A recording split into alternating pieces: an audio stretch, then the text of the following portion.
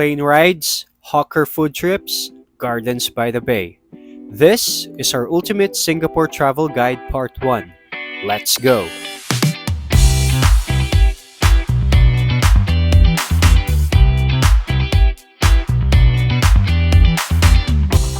We're here to give you the most comprehensive and budget-friendly Singapore travel guide you'll find online. In this video, we'll show you the tips before departing Philippines and going to international borders, and of course, our one-day itinerary in visiting Singapore during our layover to Europe Part 1. We're Bim and Grace, and we create budget travel guides for Filipinos looking to explore the world without spending a fortune. On this channel, you'll find easy-to-follow itineraries, complete cost breakdowns, and insider tips to make your travel unforgettable. So if you're ready to explore the beauty of Singapore and plan your trip, don't forget to like, subscribe, and hit the notification bell. Looking for a cheap stay for only 1,100 pesos per night and delicious local favorites for 500 pesos? Stay tuned until the end because we're sharing our ultimate one-day budget layover itinerary and the full breakdown of how much a Singapore adventure really costs. Now, let's explore Singapore. For Filipino travelers who want to explore Singapore, here are some things you need to know before going to Singapore. Philippine passport holders can enter Singapore without a visa for tourism or business purposes for stays up to 30 days. Some of the cheapest airlines offering flights to Singapore are Cebu Pacific, AirAsia, Jetstar, and Scoot. Currency used in Singapore is Singaporean dollars, and it is equivalent to more or less 43 Philippine pesos. It will not be very hard for Filipinos to communicate in Singapore since mostly speak English. Other languages used are Mandarin, Malay, and Tamil. Most people in Singapore are either Chinese, Malays, or Indians. Approximately 200,000 Filipinos live and work in Singapore. And when traveling to this country, please be mindful, especially on littering, smoking in public, and chewing gum. You will have a hefty fine if these local laws are not followed.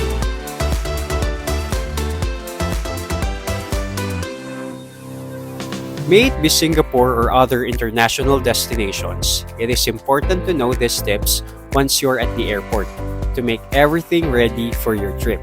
So number 1, arrive at the airport early. So we were at the airport, so it's Terminal 3 around 4 a.m. And as an advice, as usual para sa ating mga kapwa travelers, dapat tayo ay nasa airport na ng 3 hours earlier our departure time. So bakit kailangan natin magpunta ng ganong kaaga? This is because processing may take time, especially kapag talaga nagta-travel abroad. So may security checks, magbabayad ka pa ng travel tax, tapos pipila ka pa sa check-in counter to get the boarding passes. Magre-register ka pa ng e-travel form mo, tapos possible magpapapalit ka pa ng pera. And then pipila ka ulit sa immigration, tapos hahanapin mo pa at maglalakad ka pa ng mahaba-haba papunta dun sa gate ng airline mo.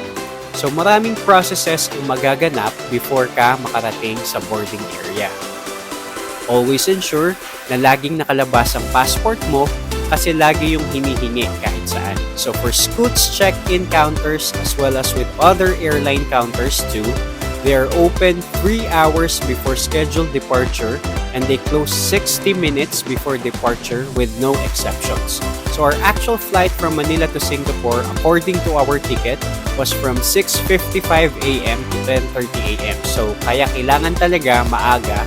Kung hindi, sayang ang mahal pa naman talaga ng ticket kapag naiwan ka ng Number 2, check cabin baggage. So for Scoot, since ito yung airline namin, each person is allowed 2 pieces of carry-on luggage not exceeding the dimensions of 54 cm by 38 cm by 23 cm per piece with a maximum total combined weight of 10 kilograms.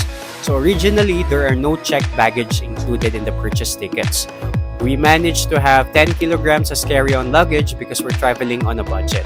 So, paano mo ito mamamanage sa loob ng airport? So, there are a lot of weighing scales around the airport to measure not only the dimensions but also the weight. So, nung nag-travel kami sa Europe, we realized doable pala, buti na lang summer. So what we had in our luggages are just shorts, sandos, t-shirts. So parang kung winter, parang hindi namin talaga kakayanin kasi mabibigat ang damit like coats. So talagang nakaya namin na walang checked-in baggage at lahat yon puro carry-on luggages lang. So just an advice to people watching the vlog, get checked baggage if really needed, lalo na sa season, especially autumn, spring, and winter. So if cabin baggage is insufficient, consider checked baggage at an additional cost. Pero gawin mo ito when booking for your flights pa lang, hindi sa time na nasa airport ka na kasi sobrang mahal. And always remember, pack smartly. It will save you money. At hindi mo na kailangan ng 3 pares ng boots at pwedeng-pwede mo din mag-ulit naman ng damit. So kung gusto mo mag-travel in a budget, maraming paraan. You just really need to research and stick to your goal. Number 3, do web check-in 48 hours before our flight. So we ensure that online check-ins going to Singapore are completed in Scoot website. So kailangan mo din ito gawin para less hassle now when going to the airport. So kadalasan at hindi natin hawak naman ng experience na maraming sabay-sabay na flights. So mahaba ang queues sa lahat ng lines. So mapa-check-in, immigration, or security. Next, eat meals at home before going to airport to save. Had a quick breakfast at home before going to airport to avoid bigger costs. So our flight was early in the morning, so that's what we did, and advice for you guys is to eat at home before flying. So pwede ka din naman kasi talaga magbaon ng snacks, tapos kainin mo na lang sa airport like biscuits or bread and mineral water or other bottled refreshments kung alanganin sa time. Next, pay travel tax. Before getting our boarding passes, travelers need to be cleared of travel taxes paid in the airport in the Philippines. So please ensure that the purchased flight tickets cover the travel tax or not. So alamin nyo, para sa amin, we paid 1,620 pesos for each person since we have economy seats in the airport. So just an advice, the queue may be long depending on the time. If you want the payment to be quick, do it online. You can use GCash or QRPH and other methods. So take note na hindi laging available naman ang GCash, debit, or credit cards and other online payment methods. So just to be safe, have cash on hand for travel tax. Next, go to the airport counter to have the boarding passes. So queues may be long, especially on holidays and peak season. So kaya lagi namin binabanggit sa inyo guys, a traveler really needs to allot a couple of hours earlier. Next, exchange money. We had our money exchange in the airport from PHP to SGD and Euro. So it is important to have small cash on hand for emergencies and small expenses. For us, to avoid the hassle of finding money exchange centers, pwede mo itong gawin sa airport. So lesser hassle, tapos yung exchange naman is not really bad. Next, fill up the e-travel form. As per experience, we encountered issues filling up the digital form in the kiosk using the tablets available. So hassle ito honestly, and the website should have better user interface and should be more user-friendly. So just a tip, download the app eGovPH available in iOS and Android, and you can do it one day before your actual flight. This can really save time, and we haven't done this on our Europe trip, but we did fill up one day before flight with other trips, and it's really convenient. Next, check in and proceed to the immigration. So we personally didn't have any problems with the IO.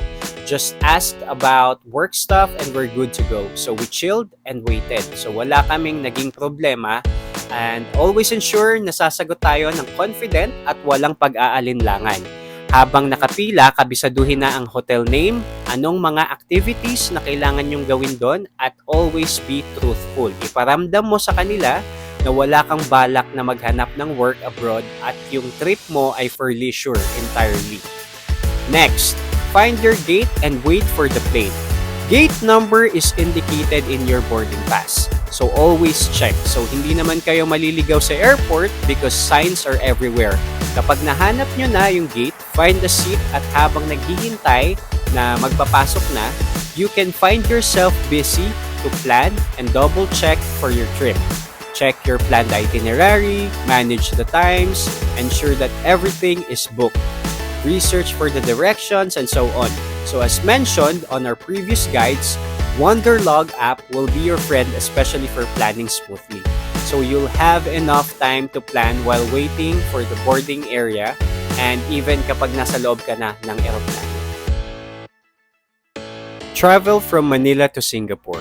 So fly from Manila to Singapore.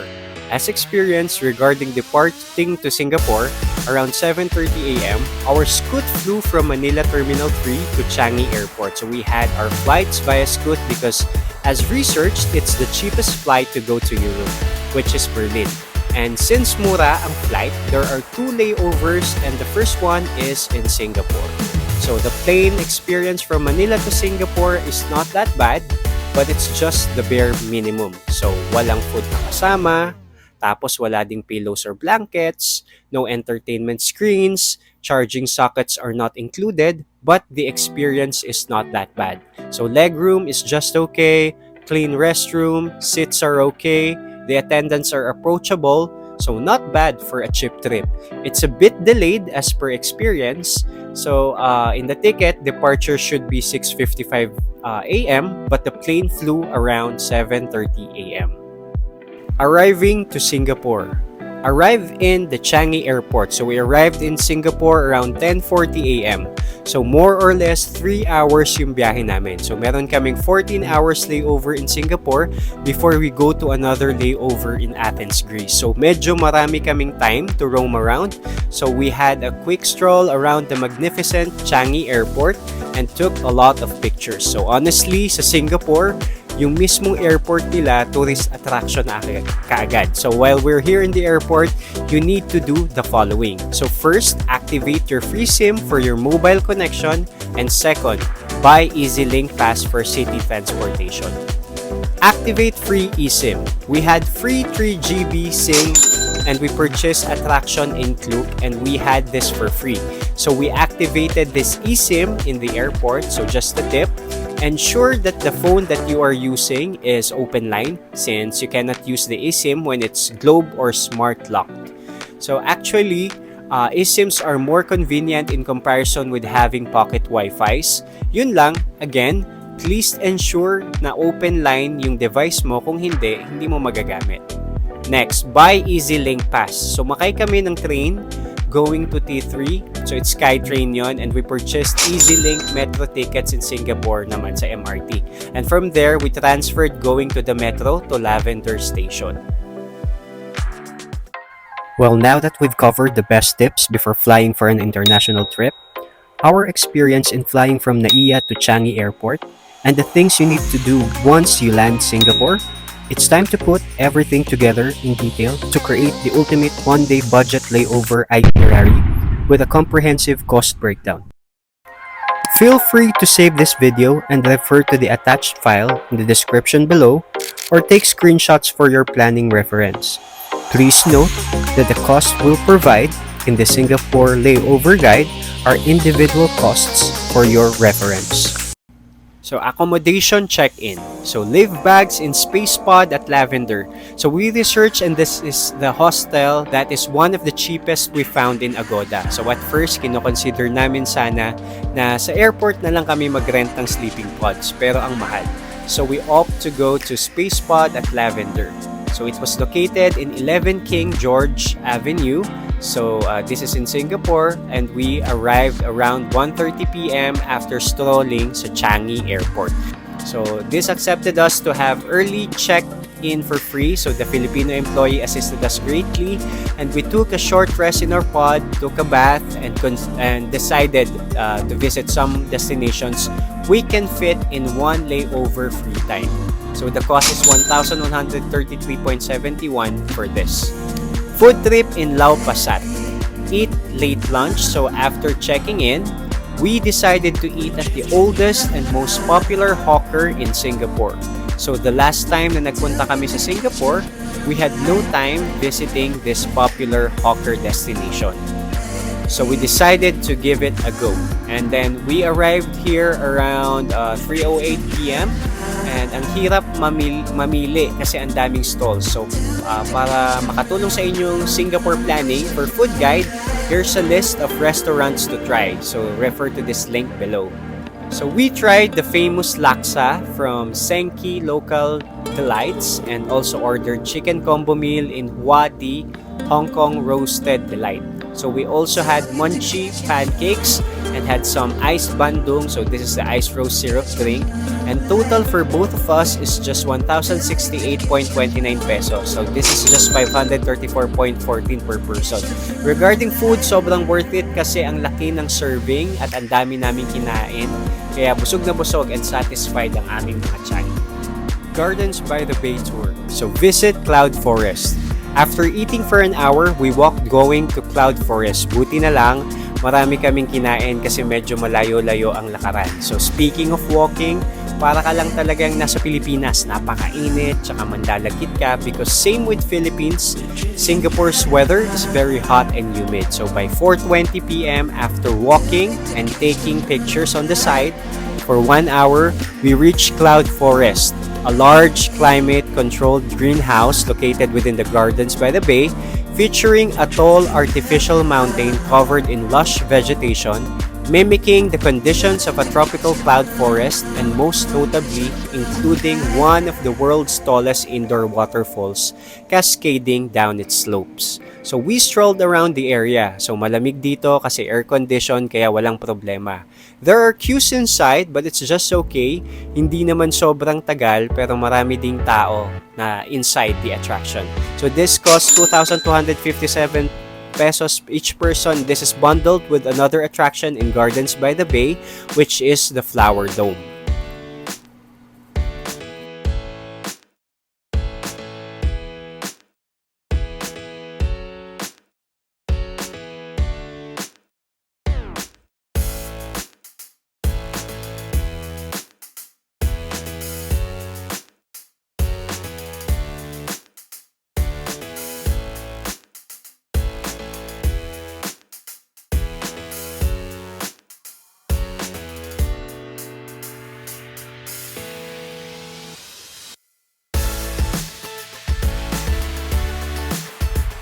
Explore Flower Dome. So by 6:40 p.m., we reached Flower Dome. Inside Flower Dome, get up close with unusual plants native to a range of unique habitats. From the Mediterranean region to South African savanna and arid deserts, we explored this diverse garden landscapes. So syempre picture-picture time na naman tayo kasi ang dami naming nakikitang great views and photo spots. So again, this is bundled with Cloud Forest and it only costs 2,257 pesos each person.